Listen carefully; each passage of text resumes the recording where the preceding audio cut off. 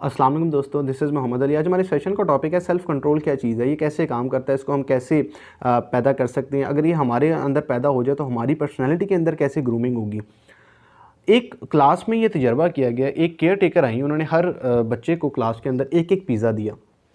उन्होंने ये कहा कि आपने ये पिज़्ज़ा अपने मिस के आने तक नहीं खाना, और जो बच्चा अपने मिस के आने तक ये पिज़्ज़ा नहीं खाएगा उसको एक और पिज़्ज़ा दिया जाएगा।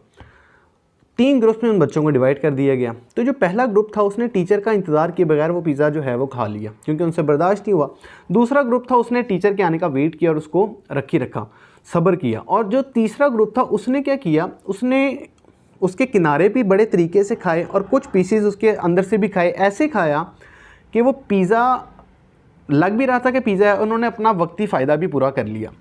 अच्छा, ये जो तीसरा ग्रुप था इनको मुस्तकबिल में जाके जब इनका एनालिसिस किया गया तो देखा गया प्रैक्टिकल लाइफ में ये बड़े कामयाब थे। इनके अंदर सब्र बड़ा ज़्यादा था, इनके अंदर क्रिएटिविटी बड़ी ज़्यादा थी, इनके अंदर प्रोडक्टिविटी बड़ी ज़्यादा थी, ये बड़ा प्रोडक्टिव थे, ये इनकी प्रोडक्शन बड़ी ज़्यादा थी, इनकी कुर्बानी बड़ी ज़्यादा थी, ये बड़े पुरएतमाद थे। अच्छा, इनका ब्रेन स्कैन किया गया तो देखा गया कि इनका ब्रेन का जो प्रीफ्रंटल एरिया था उसके जो मसल्स थे वो बड़े वेल डिसिप्लिन थे और स्ट्रॉन्ग थे। वहाँ से एक चीज़ पता लगी कि हमारे बॉडी की जिस तरह मसल्स होते हैं उस तरह हमारा ब्रेन के भी मसल्स होते हैं। जिस तरह हम कोई एक्सरसाइज करते हैं तो हमारे जो हैं मसल्स बन जाते हैं, उसी तरह जब हम बहुत ज़्यादा क्रिएटिव होते हैं या प्रोडक्टिव होते हैं या सेल्फ कॉन्फिडेंस या सेल्फ कंट्रोल हमारे अंदर ज़्यादा होता है, उसी तरह हमारे ब्रेन की मसल्स भी जो है वो वेल डिसिप्लिन्ड हो जाते हैं। जब हमारे ब्रेन के मसल वेल डिसिप्लिन्ड होते हैं उससे हमारी लाइफ वेल डिसिप्लिन्ड हो जाती है और हमें एक अच्छी प्रोडक्टिविटी दिखना शुरू हो जाती है और उसके नतीजे में हमारे जो नताइज हैं वो बड़े अच्छे आना शुरू हो जाते हैं। फिर उनमें एक दूसरी चीज़ ये देखी गई कि उन्होंने अपने मुस्तकबिल के फ़ायदे को प्रेजेंट के फ़ायदे पर तरजीह दी, और ये बड़े पुरवकार लोग थे, बड़े कामयाब लोग थे। इनकी कामयाबी का राज इनका सेल्फ़ कंट्रोल था। अगर दूसरे अल्फाज में बात की जाए तो ये इन्वेस्टमेंट करते हैं, इन्वेस्टर होते हैं, ये अपनी ख्वाहिश पर प्रेजेंट में काबू पाते हैं और इन्वेस्ट करते हैं उसको मुस्तकबिल के ऊपर। और दुनिया में जितने भी लोग अमीर हैं आप देखेंगे वो सारे इन्वेस्टर हैं, वो अपने प्रेजेंट का फ़ायदा नहीं देखते बल्कि अपने मुस्तकबिल का फ़ायदा ज़्यादा देखते हैं। सेल्फ़ कंट्रोल हमारी ज़िंदगी के हर शोबे पे जो है अप्लाई होता है। मिसाल के तौर पे एक बंदे ने ये कहा जी मैं जिम करूँगा, मैं पार्क में जाऊँगा, मैं वॉक करूँगा। तो जब नरम बिस्तर आता है तो वो उस चीज़ को रेगुलर नहीं कर पाता, छोड़ देता है। उसी तरह अगर दीनी लिहाज से बात की जाए तो जिन लोगों का सेल्फ़ कंट्रोल कम होता है वो 5 वक्त की नमाज का बाकायदा एहतमाम नहीं कर पाते क्योंकि वो प्रेजेंट की फ़ायदे को ज़्यादा तरजीह देते हैं ना कि मुस्तकबिल के फ़ायदे को, जन्नत, दोज़ख को, आखिरत को, सवाब, नेकी, गुनाह को। अब ये सेल्फ़ कॉन्फिडेंस 100% काम नहीं करता। हाँ, लेकिन आपने ये याद रखना है कि आपके जो अहम काम हैं, आपकी जो अहम तरजीहात में उनमें आपका सेल्फ़ कंट्रोल ज़्यादा हो और आप एक सेल्फ़ डिसिप्लिन्ड हो और उनमें आप फ़ैसला अच्छी तरीके से कर सकें, अपनी ख्वाहिश पर काबू पा के आप फ़ैसला कर सकें। जिन लोगों का सेल्फ़ कंट्रोल कम होता है वो उनको हालात कंट्रोल कर रहे होते हैं, उनकी वक्ती फ़ैसले वक्ती जज्बात के ऊपर होते हैं।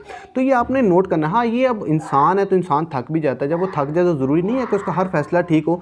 जब आप थक जाएँ तो उसका ज़ाहिरी बात है उसको आराम करना पड़ता है और उसमें आपका सेल्फ़ कॉन्फिडेंस, सेल्फ़ कंट्रोल कम हो जाता है। इसका पहला स्टेप ये है कि आप स्मॉल स्टेप, छोटे छोटे कदम उठाना शुरू कर दें। एक बड़ा मकसद अपना ज़िंदगी में रखें, ऑब्जेक्टिव रखें और उसके ऊपर छोटे छोटे कदम, उसको छोटे छोटे हिस्सों में तकसीम कर दें। और छोटा छोटा कदम जब उठाना शुरू करेंगे तो आपको लगेगा कि आपकी ज़िंदगी का एक बड़ा मकसद जो है वो पूरा हो गया। उसका दूसरा जो स्टेप है वो है रेगुलर प्रैक्टिस। आप रोज़ाना उसको कुछ ना कुछ टाइम देना शुरू कर दें, रोज़ाना वो काम शुरू कर दें।